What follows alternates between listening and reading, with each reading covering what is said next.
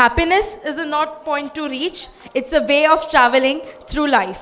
Good afternoon, everyone. As we transition to our next session, we delve into the profound topic of happiness, something that we all seek in various forms. From exploring the intricacies of managing our minds to the pursuit of joy, this discussion promises insights into the art of fostering a fulfilling and a happy life. Now, our esteemed speakers will delve into the topic of managing minds, the pursuit of happiness. Please join me in welcoming all the dignitaries on the stage. We have Professor Sunil Maheshwari, who is a Professor of Human Resource Management at IIM Ahmedabad.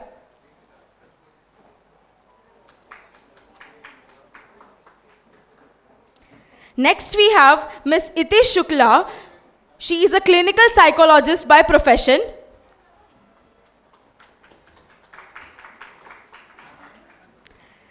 And we have Professor Dr. Sudhir Shah, who is a consultant neurologist and an author also. This session will be moderated by Ketan Trivedi, who is a senior journalist and a digital editor of leading Gujarat publication Chitralekha.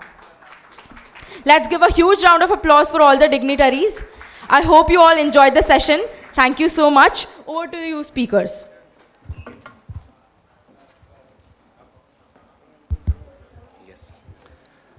Good afternoon to all.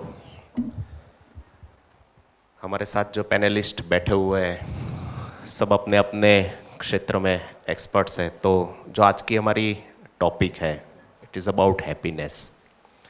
सबसे पहले मैं पूछना चाहूँगा कि how will we define happiness. What is called happiness. Happiness को हम कैसे define करेंगे. सुनील जी आपसे शुरुआत करते हैं.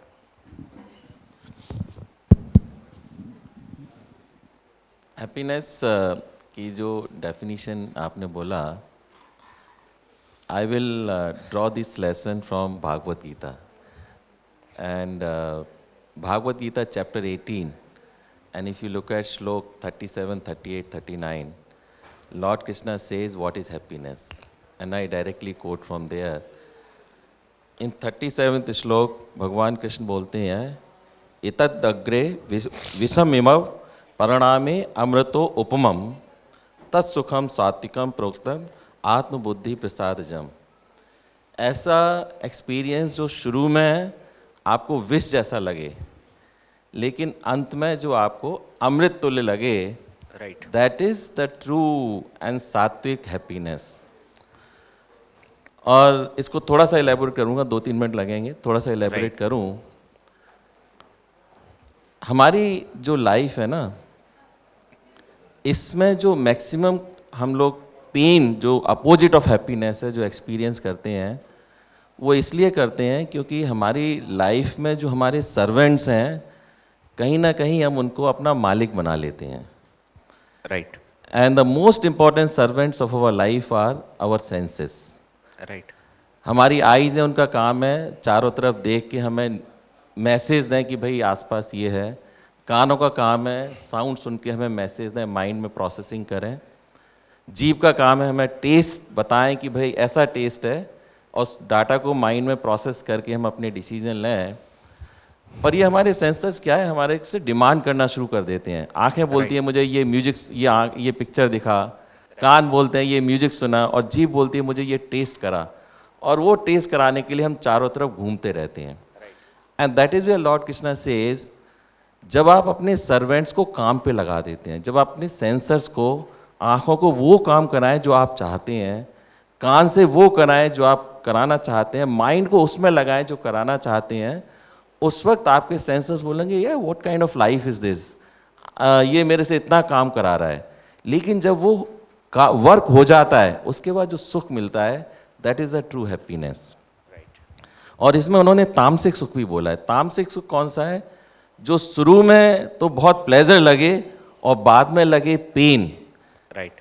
हम लोग कई बार अपने सेंसर्स को टेम्परेरी प्लेजर देने के लिए इधर उधर लगे रहते हैं, और फिर उसके बाद लगता है यार ये क्या किया, और अपने को गिल्ट फील होता है. So true happiness is let your senses work for you, and then with the achievement of your goals, what you experience Right. is the true happiness, and that's forever. Okay इति जी, आप क्या कहेंगे, how will you define happiness?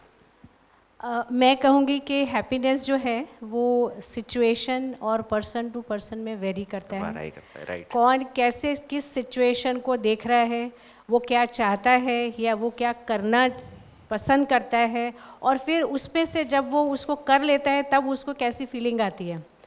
तो मेरे हिसाब से happiness बहुत कुछ डिपेंड करता है आपके अपने मन पे और आपके अपने नज़रिए पे।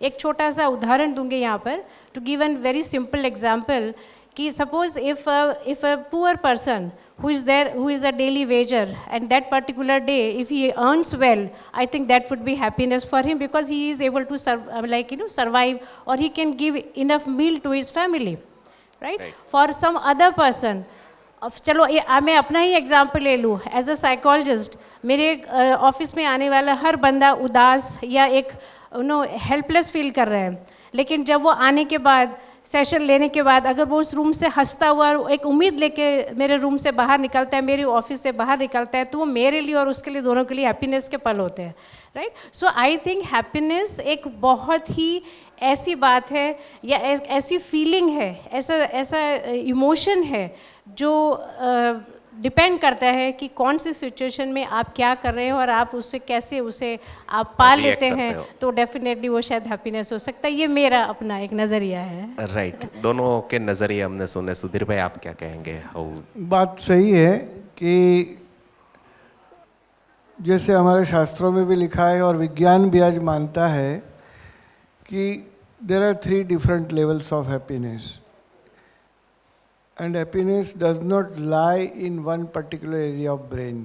राइट, जैसे कि तामसिक लोग हैं, वो खाली इंद्रियों के सुखों में पड़ रहे थे, 5 इंद्रियों के जो विषय है, खाना पीना, घूमना, परफ्यूम लगाना वगैरह जो चीज़ों में रहता है, उसके टाइम जब हमने ब्रेन का एफएमआरआई, फंक्शनल एमआरआई किया, तो different sets of areas of the brain were stimulated, but that was a very transient feeling and like an action potential current की तरह आगे चला जाता है। और उसमें एक प्रॉब्लम आती है कि then the brain operates on a circuit called dopamine and acetylcholine and serotonin, तो मोर एंड मोर की क्रेविंग होती है। तो this happiness is perpetual pain, and therefore we should not look for this with a transient and physiological. Right. The next level is the level of joy. Joy के अंदर आदमी को समाज के लिए भी कुछ करने की इच्छा है, खुद के लिए भी कुछ करना है। जैसे कला की बात हुई, साहित्य संगीत की बात हुई, परफॉर्मेंस की बात हुई, कोई इंडस्ट्री बनाना, आज बड़े इतने एंटरप्रेन्योर होना वगैरह चीज़ों में आपको काफ़ी आनंद मिलता है। और जब हमने ब्रेन का एमआरआई उस टाइम देखा, तो एफएमआरआई में ये संज्ञा बहुत लंबे टाइम चलती है, पर वो भी आफ्टर सम टाइम खत्म होती है। वहाँ भी क्रेविंग आता है, फिर आपको मोर पैसा कमाना है, मोर अवार्ड्स लेना है वगैरह वगैरह। राइट, तो ये भी एक दुखद बात है। और इसमें एक प्रॉब्लम ये है कि आज आपने अच्छा परफॉर्म किया, खूब पैसा कमाया, खूब नाम कमाया, लोग आपको सराहना करेंगे, पर when you are off that, कल पैसा नहीं है, तो आपकी बहुत बुरी पिटाई होगी, बहुत बुरी। तो ये जॉय वाला लेवल भी भले थोड़ा लंबा चले, it is not for us. So what is real happiness? Right, तो साइंस ने उसका जवाब दिया, जैसे भगवद गीता में है ऐसा जवाब साइंस के पास भी आज है। There is an area in the brain, the parietal region, where like in a state of meditation, deep prayer और साधना की अवस्था है, उसके अंदर या कोई आदमी को आप बहुत लाइफ टाइम हेल्प करते रहते हैं, ऐसी जो अवस्थाएं होती है, प्रार्थना, सत्संग, स्वाध्याय, मेडिटेशन, तप, इसके अंदर जो ब्रेन के पैराइटल एरिया में एक पॉइंटेड पार्ट है, वहाँ पे इतनी अच्छी एक्टिवेशन होती है जो बहुत लंबी चलती है, साथ में शांति का अनुभव होता है।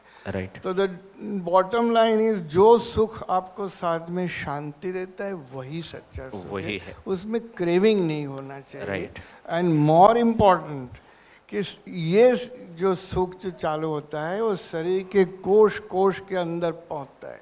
Right. not like that action potential which I mentioned. So आपका हर बॉडी का एक एक कोश आंदोलित होता है, and that is real happiness. Happiness. So I think science and spirituality somewhere Goes melts, together. and Yeah. this is one point. अभी हमने पिछली सेशन में राजेंद्र गुप्ता जी को सुना था कि उनके पास सब कुछ था, पैसा था, एक अच्छा परिवार था, वेल सेटल्ड फैमिली था, फिर भी उसको वो बोले कि मुझे कुछ मज़ा नहीं आ रहा था अंदर से। शायद वो एक इन सर्च ऑफ हैप्पीनेस, एक सुख की एक शोध थी। हमारा जो आज का सब्जेक्ट है परस्यूट ऑफ हैप्पीनेस, ठीक उसी नाम से 2006 में एक अमेरिकन मूवी आई थी जो क्रिस गार्डनर नाम के एक सक्सेसफुल एंटरप्रेन्योर और फिलैंथ्रोपिस्ट के जीवनी पर थी, जिसमें वो पहले सेल्समैन है, फिर बाद में स्टॉक ब्रोकर बनते हैं और बाद में ही बिकेम फिलैंथ्रोपिस्ट।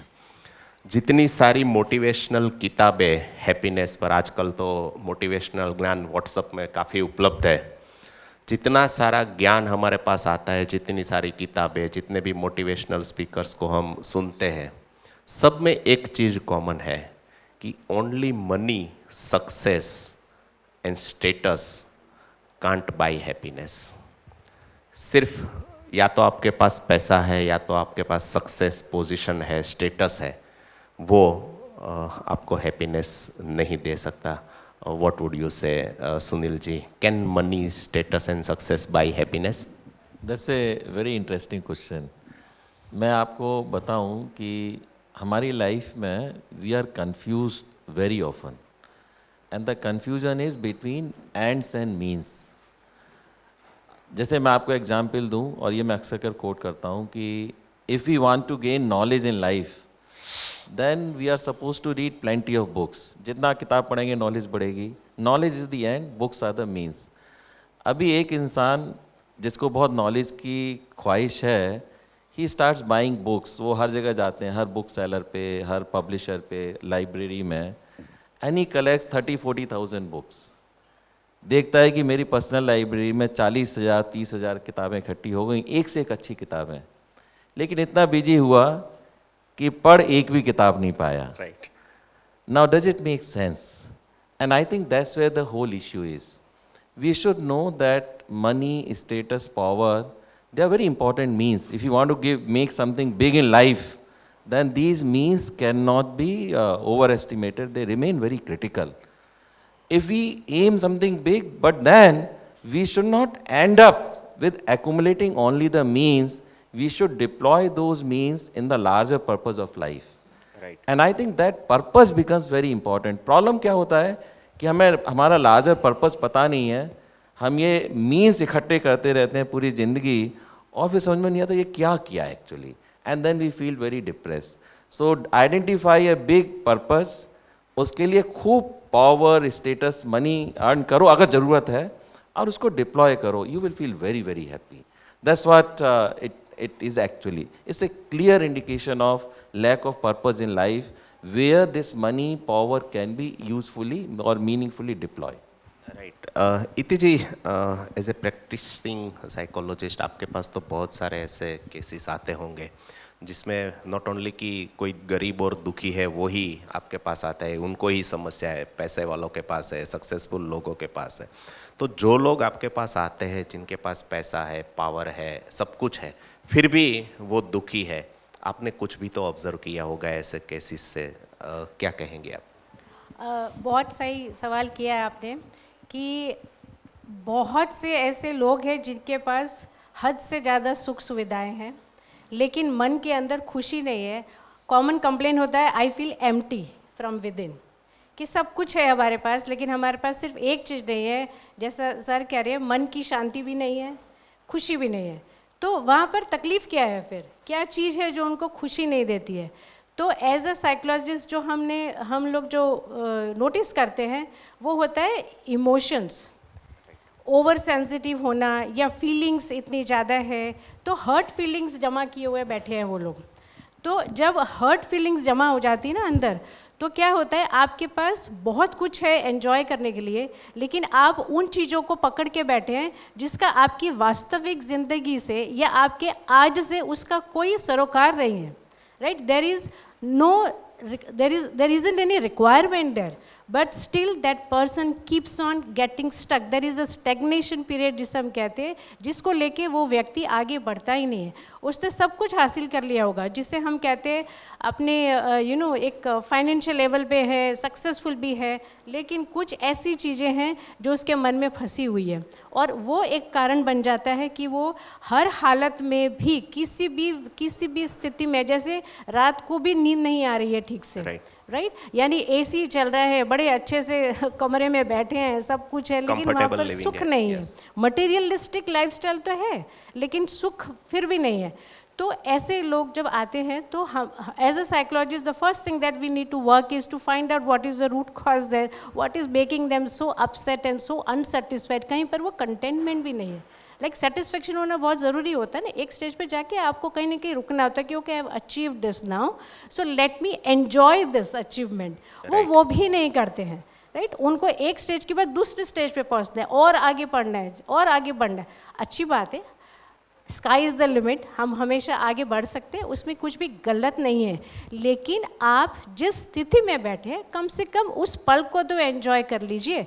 तो वो एम्प्टीनेस का जो फीलिंग है, या वो जो फीलिंग आता है कि खुशी क्यों नहीं है, तो वहाँ पर हमको बहुत सारे एक्चुअली काम करने पड़ते हैं, कई सेशंस लग जाते हैं वहाँ पर उनको ये समझाने के लिए कि खुशी है क्या, तुम्हारा टारगेट क्या है, तुम्हारी प्रायोरिटी क्या है, तुमको ज़िंदगी से चाहिए क्या था, उसे समझो।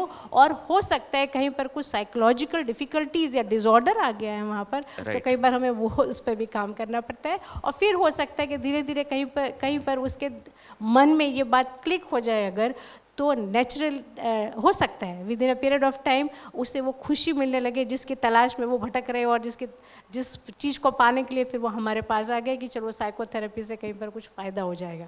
सो I mean it's an ongoing process sometimes. Yes, Sudhir भाई, योर टर्न। ये सवाल जो है मानव जात का जब से अस्तित्व चालू हुआ तभी से हुआ, राइट, कि हमें सबको सुख चाहिए, पर फिर भी सारी दुनिया दुखी है।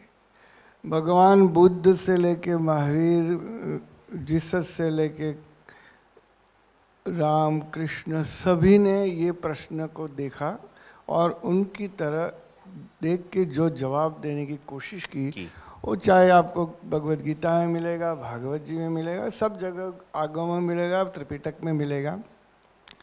भगवान बुद्ध ने ऐसा कहा, जब भी उनको बोधि प्राप्त हुई तो उन्होंने 4 चीज़ें बोली जिसको आर्य सत्य कहते हैं।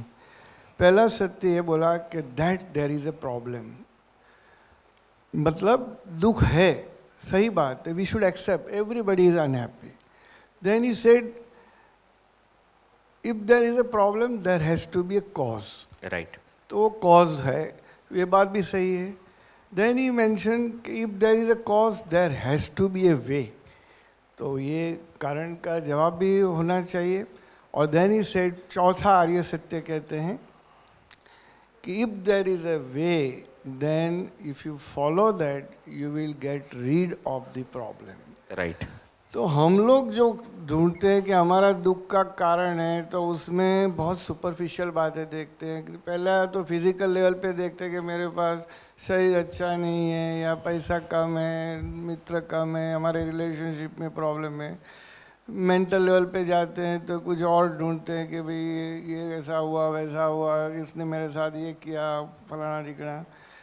पर ये जैसे मैं डॉक्टर हूँ तो मुझे इतना स्ट्रेस वर्क का हो गया, इतना टाइम मैनेजमेंट का इश्यू हो गया, पेशेंटों की परेशानी हुई, फिर भी मुझे मेरे फैमिली को बैलेंस करना है, मेरे बच्चों को अच्छी तरह शिक्षा देना है। तो ये सारे प्रॉब्लम हम डिफाइन करते, पर हमारे ओरिएंटल साइंसेस एंड कुछ हद तक वेस्टर्न जो फिलॉसफी है ये भी यही कहती है कि भाई दुखों का कारण ये नहीं है, दुखों का कारण तुम खुद हो।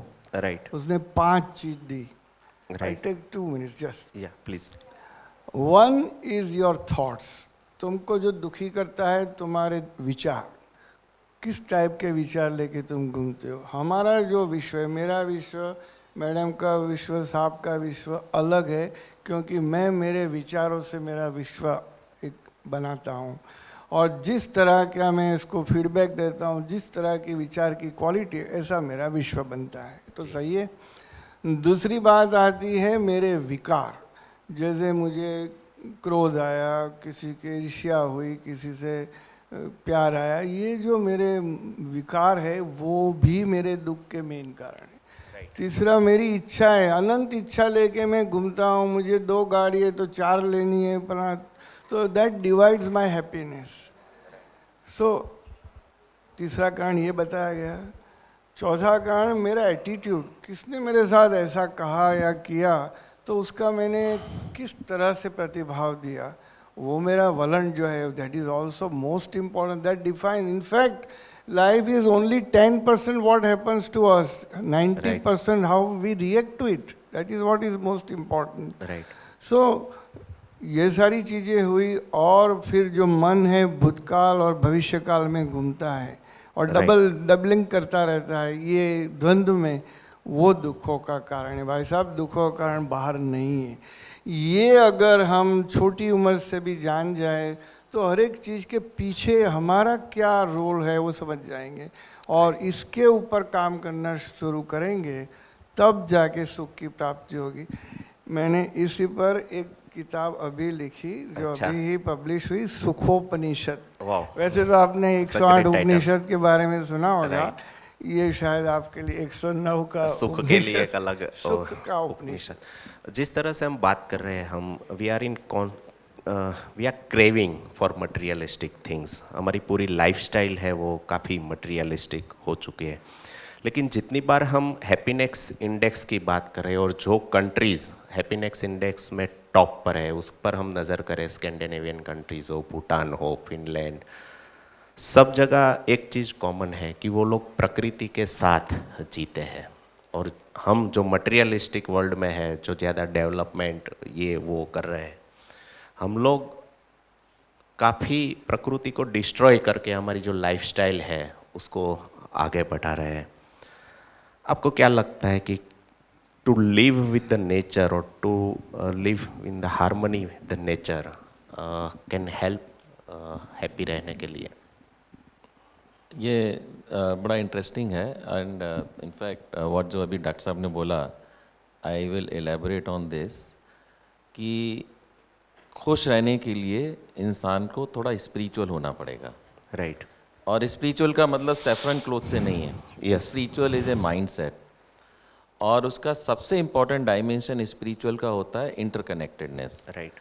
We feel that we are interconnected, we are connected with nature, we are connected with other living entities, we are connected through air, we are all breathing the same air and breathing out air, we are living in the with the same kind of thought process. और जब ये interconnectedness समझ में आता है, then you cannot think bad about anybody. You have to think good, because others' happiness will make you happy, and others' well-being will also ensure your well-being.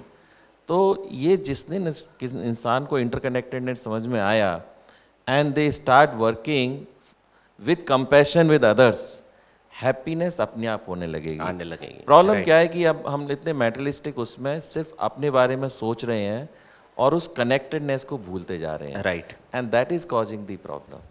Absolutely right. Right. इति जी क्या कहेंगी, जो लोग nature के साथ जीते हैं, कभी कभी हम सुनते हैं कि जो अर्बन लाइफ जीता है उनसे कंपेरेटिवली जो गांव में रहता है वो नेचर से थोड़ा कंपेयर टू अर्बन लाइफ नज़दीक रहता है और वो ज़्यादा खुश होता है। उसको हम डायरेक्टली कैसे रिलेट करेंगे?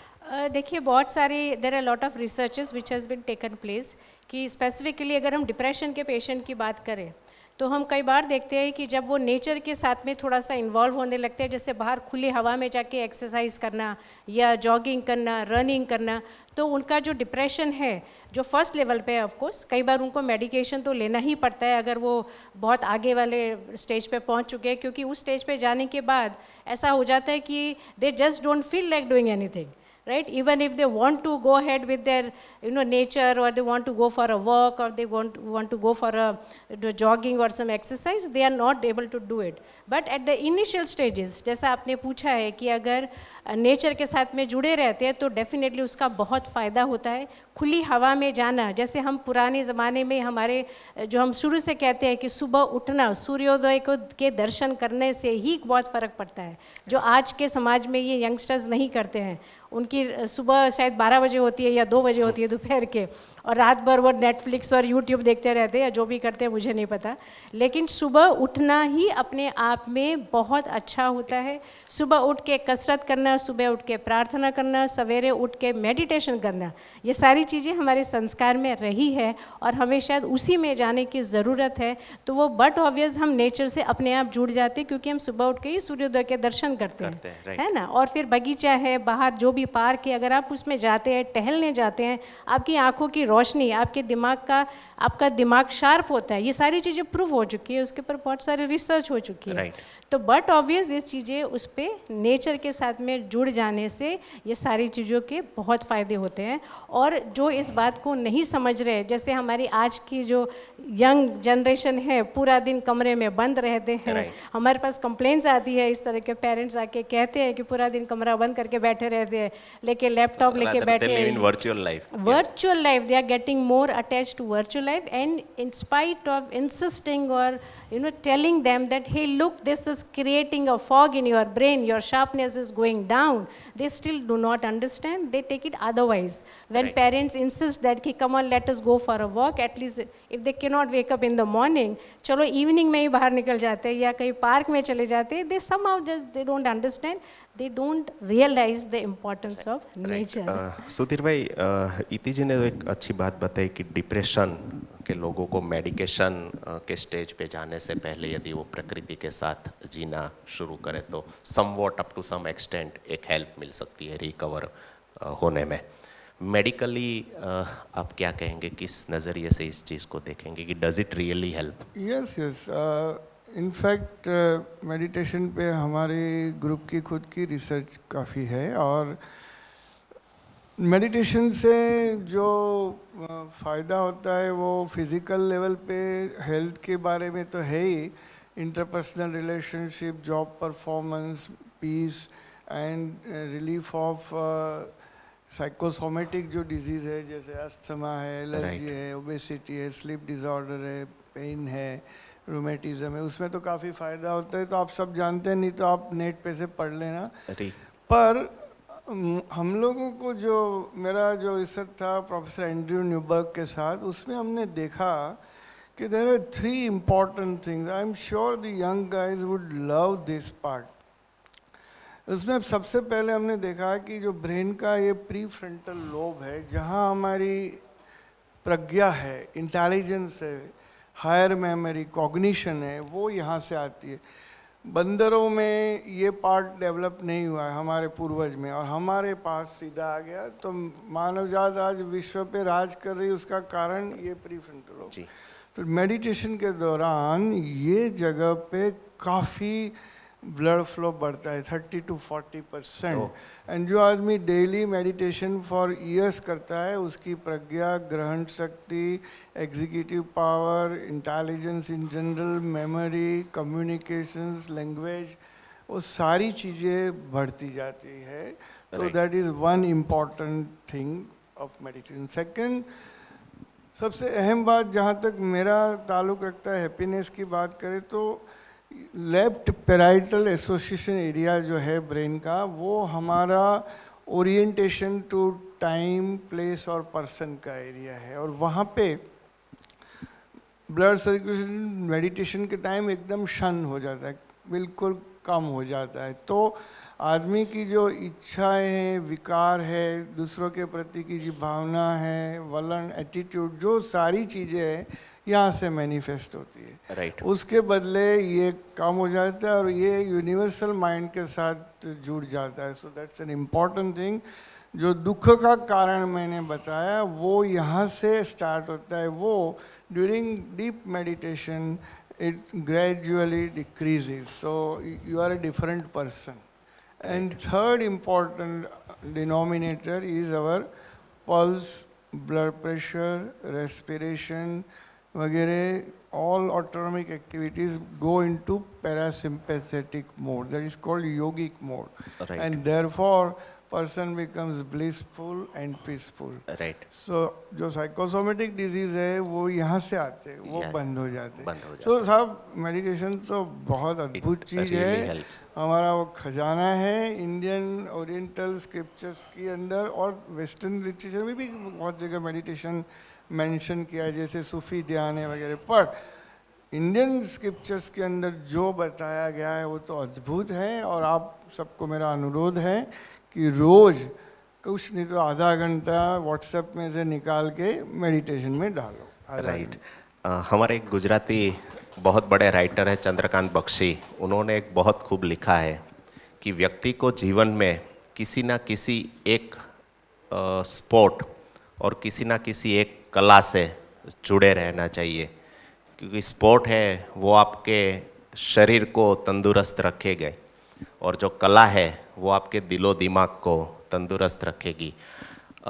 जहाँ तक हॉबी की बात है, आर्ट की बात है, मैं आप सब लोगों से पूछना चाहूँगा कि हाउ डज इट और how much it helps to keep us happy. Happiness के लिए जो एक इम्पॉर्टेंट है that is the balances in life. जो हमारी वर्क है, जो हमारी डेली हमारे पर्सनल लाइफ है, और उसमें जो हॉबी का एक जो प्लेस होता है that is absolutely critical. In fact without recreation you cannot even meditate. Right. If you really want to experience that, then it becomes very important that we should have some hobby which leads to recreation, and that brings in that balances in life. और फिर से वही WhatsApp से थोड़ा time को थोड़ा hobby develop करो निकलना and पड़ेगा. spend time there. Yes, right absolutely. Right. इति जी. मैं तो बहुत एम्फसाइज करूँगी इस विषय को कि हॉबी होनी ही चाहिए. हर एक बंदे को क्रिएटिवली इन्वॉल्व अपने आप को रखना चाहिए. Work life balance is very important, क्योंकि अगर it's only work and no fun then there is no life.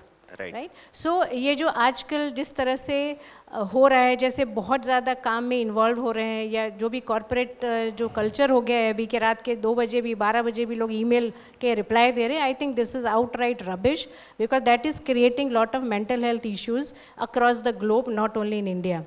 तो इसको बहुत बंद करने की ज़रूरत है. और मेरे पास आने वाले हर बंदे को तो मैं यही कहती हूँ, एटलीस्ट रात के 7 बजे या 8 बजे डिसाइड कर लीजिए अपनी फैमिली में कि there is no technology in your house, not even TV, what जो भी है आपके पास, यू नो, आप जो भी टेक्नोलॉजी यूज़ कर रहे हैं, आईपैड है, टीवी है, मोबाइल है, एनीथिंग, और उसको हटा के थोड़ा सा क्रिएटिवली इन्वॉल्व हो जाएंगे. It can be very simple. आप ड्राइंग, पेंटिंग, कार्ड प्लेइंग, घर में बैठ के कैरम खेलिए जो पुराने ज़माने हुआ करता था. वहाँ पर एक मी टाइम होता है, एक वी टाइम होता है. बाहर निकल के थोड़ा सा वॉक कर लीजिए, घूम लीजिए.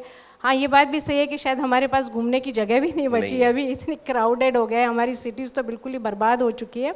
लेकिन it's all in the mind. You can find out, you can see that where you can find that happiness for yourself as we time also. me time भी बहुत ज़रूरी है. अब जो आजकल जो हम देख रहे हैं कि घर में अगर 4 लोग हैं तो 4 लोग मोबाइल लेके बैठे हैं, राइट. तो ये 4 लोग ये भी तो कर सकते हैं ना कि आपस में मिल बैठ के बातचीत तो कर सकते हैं. right. अपने पूरा दिन आपने क्या किया, आप क्या करना चाहते हैं, आपको कैसा दिन गया, ये भी बहुत ज़रूरी है. क्योंकि ये जो कम्युनिकेशन लेवल जो हमारा कम हुआ है, उसकी वजह से भी हम बहुत सारे साइकोलॉजिकल प्रॉब्लम्स देख रहे हैं यंगस्टर्स में.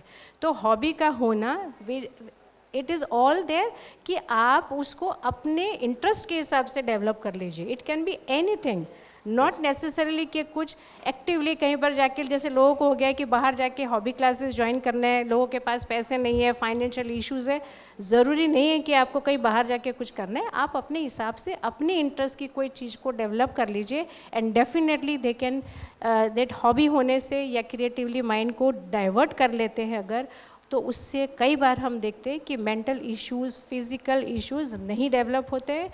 और दूसरा, आप अगर जैसे हम मेडिटेशन की बात कर रहे थे, राइट, आप मेडिटेशन भी तो कर सकते हैं ना, Right. आपके पास फ्री टाइम है तो आप एज अ फैमिली क्यों नहीं कर सकते कुछ चीज़ें, एज आदत डाल लीजिए कि पूरी की पूरी फैमिली सुबह उठ के 10 मिनट या 15 मिनट बैठ के थोड़ी सी एक्सरसाइज कर लेंगे, सूर्य नमस्कार कर लेंगे, जो कि हम उसके बहुत फ़ायदे देखते हैं, जिसमें बहुत ज़्यादा वक्त नहीं लगता है ना।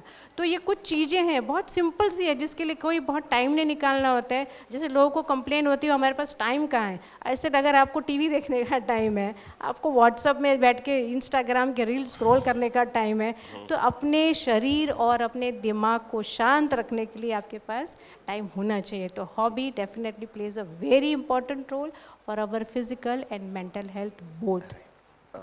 सुधीर भाई क्या कहेंगे आप, थोड़ा मेडिकली क्लिनिकली समझाए कि कोई यदि आपको कोई एक रमत से रुचि है, किसी कला से रुचि है, तो how much it really helps? देखिए जैसे कोई आदमी पियानो बजा रहा है, जो लोग सुन रहे हैं, तो उनके ब्रेन के अंदर जो चेंजेस होते हैं वो फिजियोलॉजिकल प्लेजर लेवल के होते हैं, जो फर्स्ट लेवल जो मैंने बताया फिजिकल लेवल के होते हैं। पर जो आदमी पियानो बजा रहा है वो क्रिएट कर रहा है, वो क्रिएटिविटी वाला जॉय लेवल पे आता है। So that pleasure lasts only for few minutes, the joy lasts for longer hours. That's the brain wiring, okay? आप कुछ भी कला लो, पढ़, जैसे मैं बुक लिखता हूँ और आप पढ़ते हो, तो यही फर्क आएगा उसके अंदर। राइट। हर एक कला के साथ ब्रेन का बहुत ही ताल्लुक है। और if I have to tell कि before you go to the level of spirituality, the primary levels that you have to meet is first is your physical health. आप एक्सरसाइज करो, क्या खाना पीना बराबर समझ लो और फिट रखो। दूसरी चीज़ आती है आपकी एटिक्वेट, तीसरी चीज़ आती है आपकी हॉबीज़, जैसे बताया कोई ना कोई हॉबीज़ करो, हॉबीज होनी चाहिए। चौथी चीज़ आती है रिलेशनशिप, राइट। जैसे हस्बैंड वाइफ का, फादर सन का, फ्रेंड्स के साथ का, वर्क प्लेस वाला, बच्चों के साथ, वो जो रिलेशनशिप है अगर किसी का अच्छा नहीं है वो आदमी कभी सुख नहीं पा सकता है, क्योंकि ये हमारा समाज का स्ट्रक्चर इस तरह का है। Right. Otherwise I have to go to jungle and meditate all the time. जंगल रह भी कहाँ है वो अभी वो तक? उसके पहले मुझे कर्म तो करना है, ठीक है ना। तो ये सारी चीज़ें होने के बाद आपको कुछ गुण पैदा करने हैं, जैसे gratitude. Whole universe is full of gratitude. आपको हर रोज़ हर एक चीज़ का ग्रेटिट्यूड करना है, ईश्वर से लेके जो जो लोगों ने मदद किया। Appreciate everybody, that is another thing what is most important to bring happiness. Right. Third is forgiveness. कितने लोगों का सामान लेके घूमोगे भाई साहब, माफ़ करो आगे बढ़ो। राइट। Compassion, right. करुणा, छोटी छोटी चीज़ों में करुणा दिखाओ। और एक्सेप्ट, कितनी चीज़ हम चेंज नहीं कर सकते उसको एक्सेप्ट करो। ये सब बन जाने के बाद आपका अंदर का इंफ्रास्ट्रक्चर कंप्लीट हो गया। Now you are qualified to talk in terms of religion, yoga and then spirituality. और उसमें नेचर का जो आपने बताया बहुत बड़ा आई थिंक पूरा हैप्पीनेस इसी के अंदर आ जाए। Before we conclude, is there any question from audience? Yes please.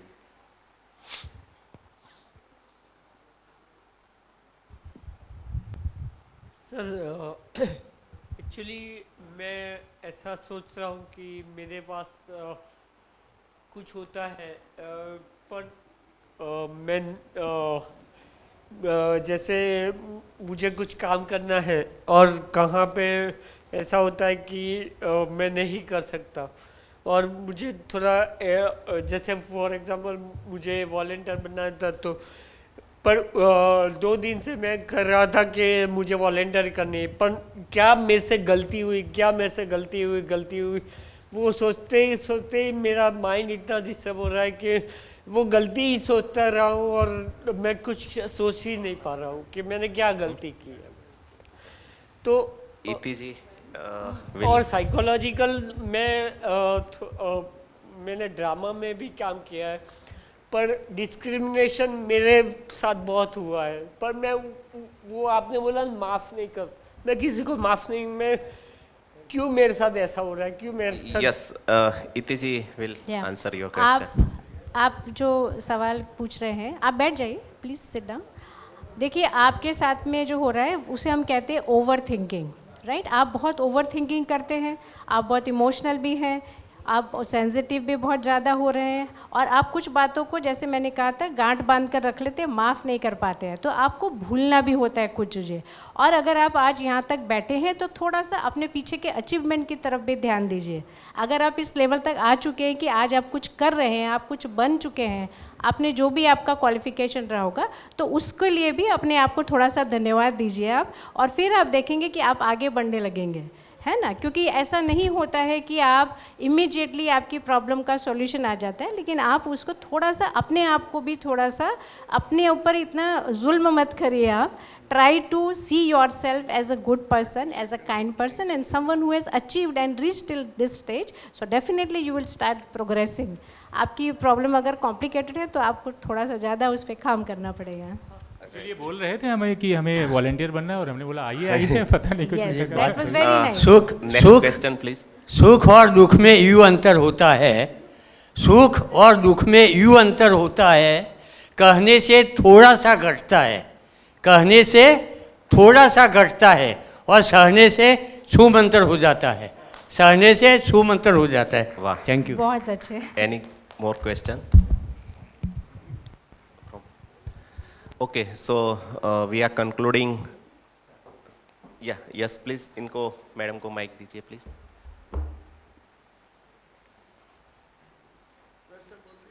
Yes, this is the last question. उसके बाद हम conclude करेंगे.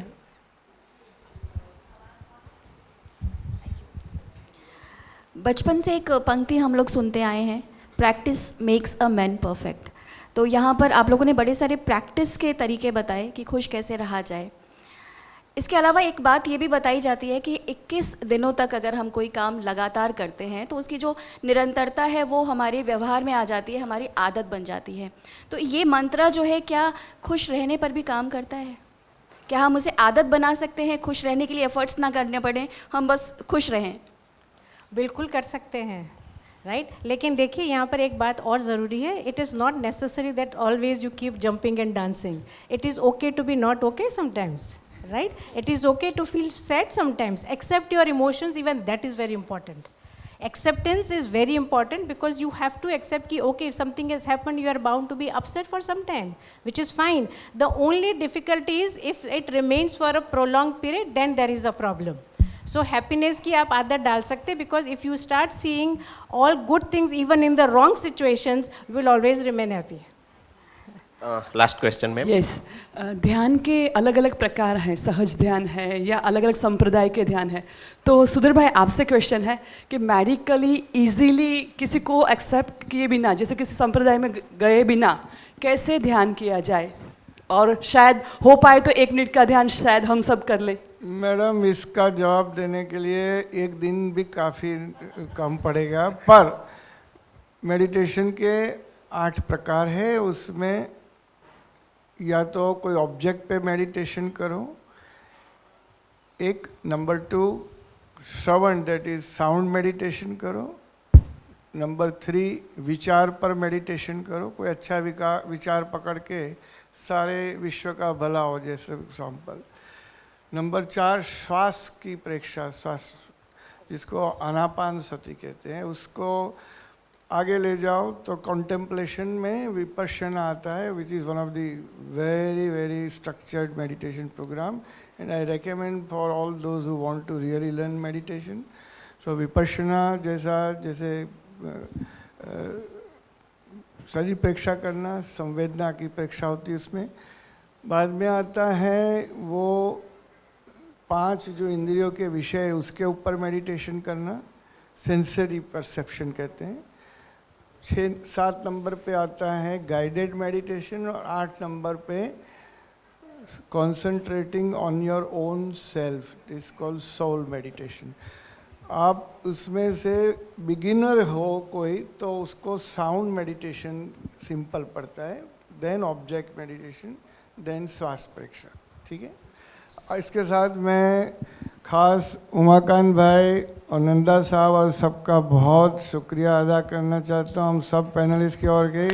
इतना अच्छा प्रोग्राम एवरी ईयर आप लोग करते हैं। जैसे मैंने बताया कि appreciation and gratitude, these are two very important things and I want to practise that. Thank you. Thank you Sudhir भाई। जो सब पैनलिस्ट ने जो हमने डिस्कशन की, इसमें एक बात जो उभर के आई है कि बी वॉट यू आर। जितना हम सहज बनेंगे, जितना हम सरल बनेंगे, उतना ही अपने आप को, क्योंकि it is a highly individual, ये परसेप्शन है, सब्जेक्टिव है। तो let us conclude this session with what Lord Buddha says. भगवान बुद्ध ने बहुत अच्छा कहा है कि इफ़ यू स्पीक और act with a pure mind, happiness will follow like a shadow. So let's conclude this session, these words. Thank you so much, all the panelists. Thank you so much. In conclusion, remember, the journey towards happiness is ongoing, and the tools shared today can empower you on this rewarding path. Now I request Dr. S.K. Nanda, Dr. Manjula Pooja Shroff, and Mr. Umashankar Yadav to present mementos to our esteemed speakers.